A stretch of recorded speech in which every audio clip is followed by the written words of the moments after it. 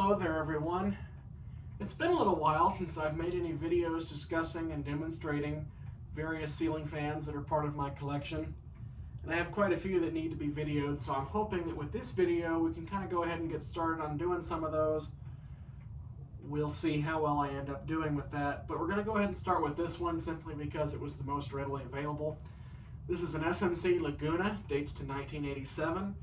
And there is a story behind this, and if you think it looks familiar, well, you are onto something. I don't know what you win, but you should win something. We're going to go into some backstory here because this is also going to be the first part of a new video kind of mini-series, I guess you could say. I have a relative, let's call him Paul, because, well, that's his name. And Paul, he's a cousin of my grandmother's. He's a really cool guy. He collects and restores antique wind-up clocks, which, as you know from some of my videos, that I kind of do the same thing, although I definitely don't restore them quite in the fashion that he does. I mainly just buy them cheap, or in some cases even inherit them from members of my family and try to get them running by any means necessary, which usually does not involve doing it the right way. And when I get it over my head, I call Paul, and I've been doing this for years. So Paul and I have gotten pretty close over time. And Paul also has a nephew who works with me at my place of employment.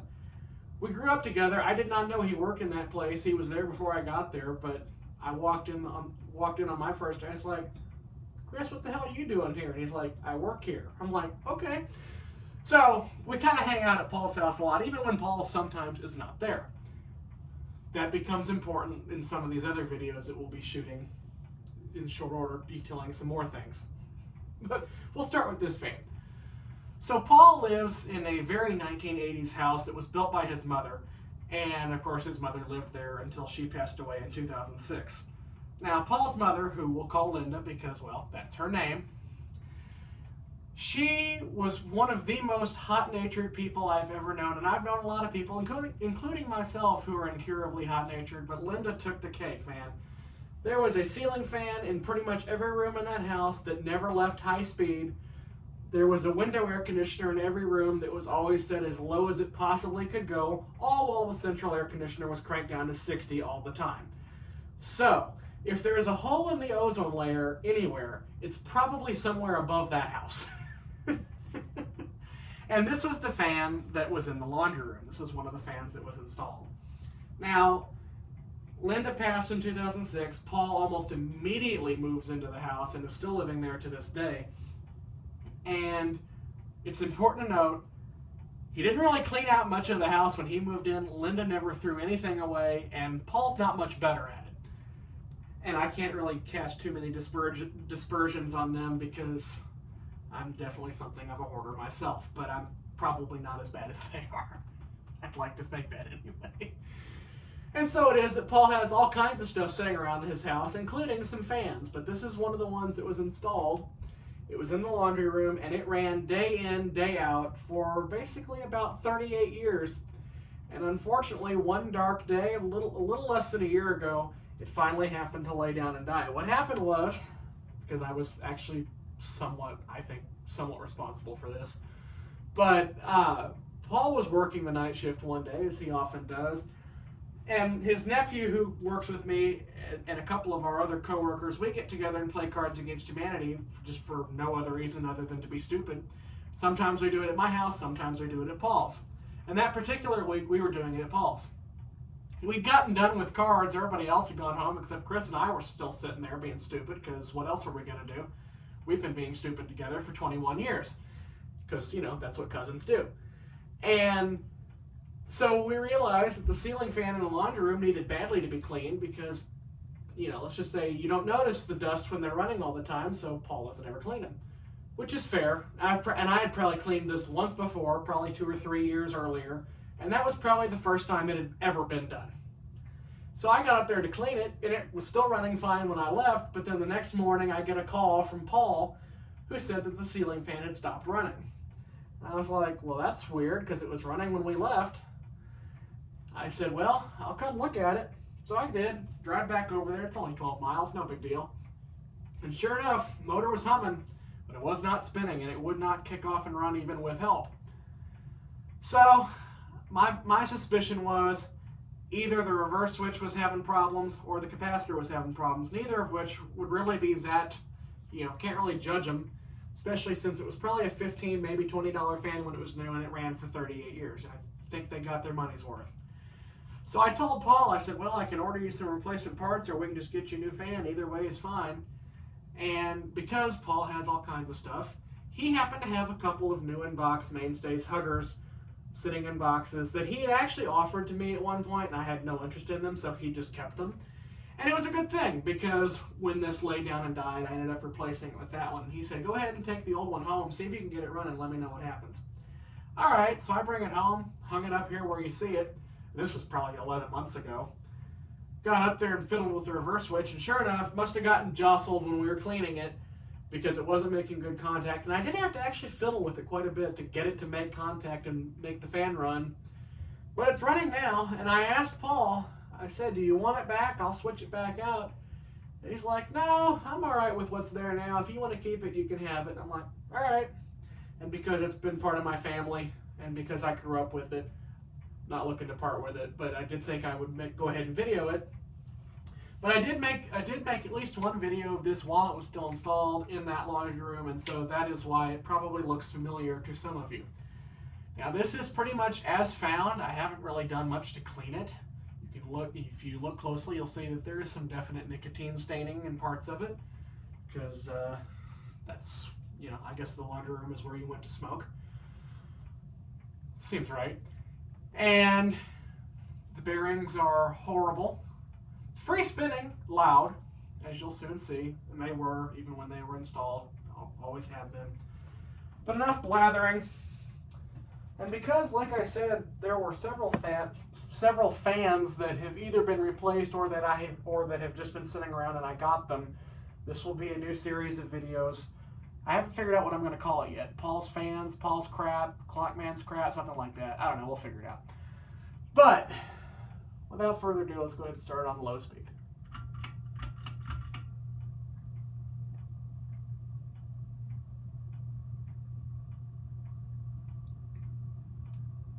You can hear the bearing already. What's funny is the brand new hugger that we put in there, bearing is already making a very similar noise, and it's been up less than a year.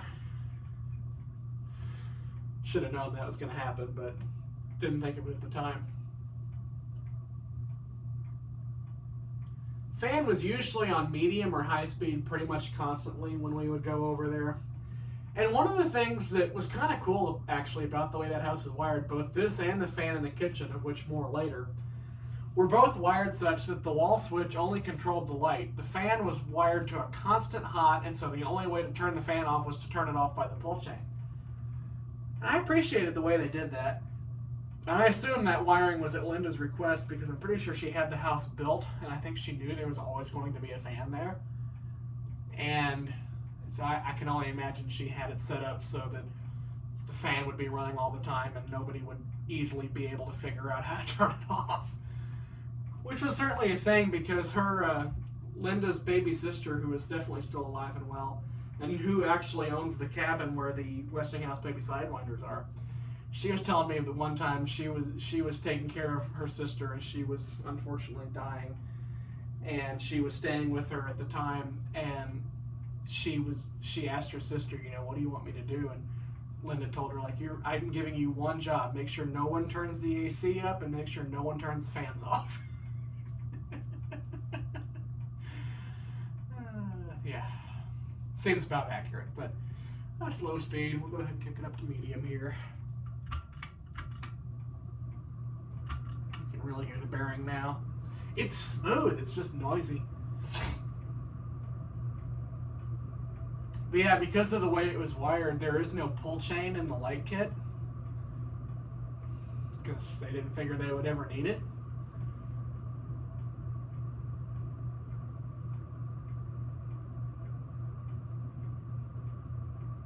I will give it this.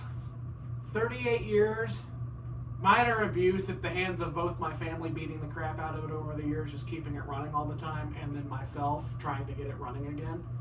Because believe you me, taking that switch cap off to investigate the wiring was really not fun. I think I actually did find a chafed wire in there maybe that I had to fix. I can't remember, but I've slept since then. Anyway, despite that, it still moves way more air than the piece of crap that's in that laundry room now, which is why I was kind of thinking Paul might want it back, and I would have been more than happy to put it back up if he'd wanted that. But I haven't asked him about it again recently. I said, hey, I still have that if you want it back. He's like, no, I'm fine with what's there, so not gonna look a gift horse in the mouth, I guess. Yeah, we'll go to high.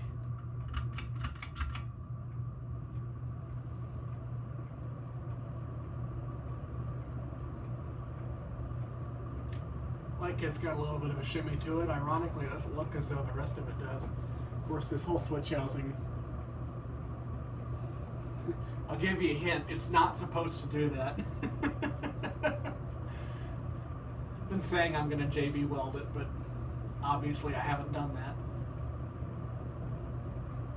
I don't know if I'm going to be able to feel it from my vantage point, which is over here by the door to the bedroom, but we'll see.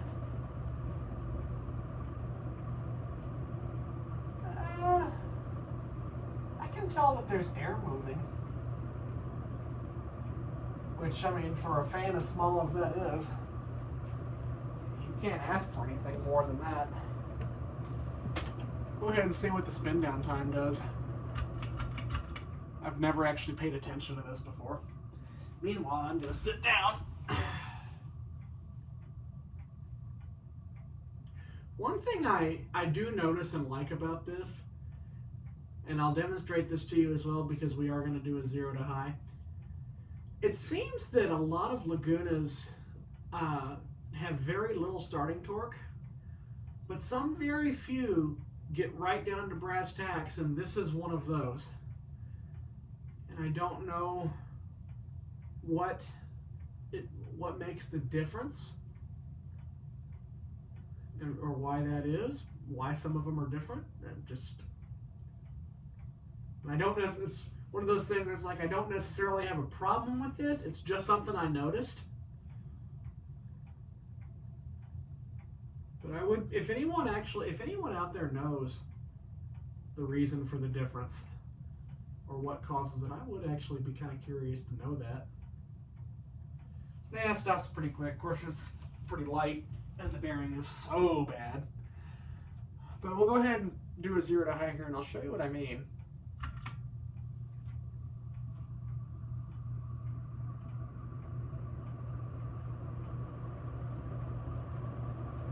It gets to flying right quick.